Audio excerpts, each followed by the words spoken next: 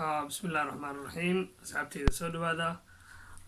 halkan naga daawanaysaan waa Cabdullaahi Gane isku soo noqod wanaagsan long time kadib alxamdulillah waa la fiican yahay adinkana waxaan idin rajaynaa sidoo kaleeto maanta waxaan jeclahay inaan reaction ka sameeyo arrintii gaalkacyo social media waa aragtaan everyone 2019 aan joognaa Soomaaliya waxaan arki jirnay qurbaha laba naag isla socoto saan waaye saan waxaa soo baxday Soomaaliya naag dhahayso naag kala qaba taasaa marka reaction ka sameyn doonaa insha allah kan videogan bal fiiri bal deeqo aad arkaysaan deeq la yiraahdo magaciisa ninnimo uu ku sheegto laakiin magaciisa dhabtaa la yiraahdo deeqo Cabdullaahi Aadan oo in muddo magaaladan ku noolayd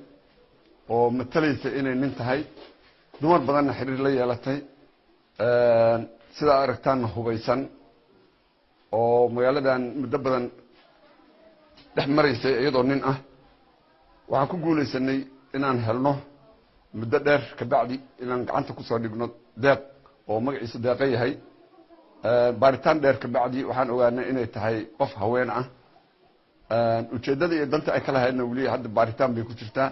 waxaan noo cadeeyay ciidanka booliiska haween baa ku jira baaritaan ay ku sameeyeen baa waxaa ka soo baxday inay tahay qof haween ah waxay u isticmaali jirtay nin ahaan oo qalabka ninkay ka dhiganaysay dhexdu ugu xirnaa markii baaritaanka lagu sameeyay waxaa ka soo baxay in waxaan ay nin ahaan u isticmaalaysay iyadoo waa su'aali kartaan inay dumar tahay aniga hadda af joogo lama adeega iyada waa joogtaa idinta liigu soo eedeeyay waa ay jidha dumar baana qofka waxaan u watay dukaan baa leeyahay dukaankan ku waardiyeysto meel gandared qofna kuma dilaan qofna wax kuma yeelo gabadhan gabar cunug iyo ayadoo nafteeda halidaysa baan gurigeyga keenaano sida u jeedaan naagtu waxay taagan tahay aniga hubkan oo isku ilaaliyaa dukaan aan leeyahay tuugadan ka baqa gaalkacyo laba maalin naga horeeya baraad caadi ma ah reer gaalkacyo marka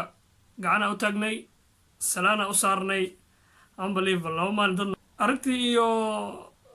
naagsi la deganeed habeenkii marka la isku imaado baash ma nalka maa la diminaya layskuma muuqda miya midda kale naag inay tahay naagta la deganeed ma sheegayso miya subxaan allah bal fiiriya basee dhahda naagta watay dukaan baa leeyahay dukaankan ku waardiyeysto meel gandared qofna kuma dilaan qofna wax kuma yeelo gabadhan gabar cunug iyo ayadoo nafteeda halidaysa baan gurigeyga keenaano marka halkaasaan kusoo gabagabaynaynaa arrintii gaalkacyo wax laguma qaban karo gaalkacyo maca salaama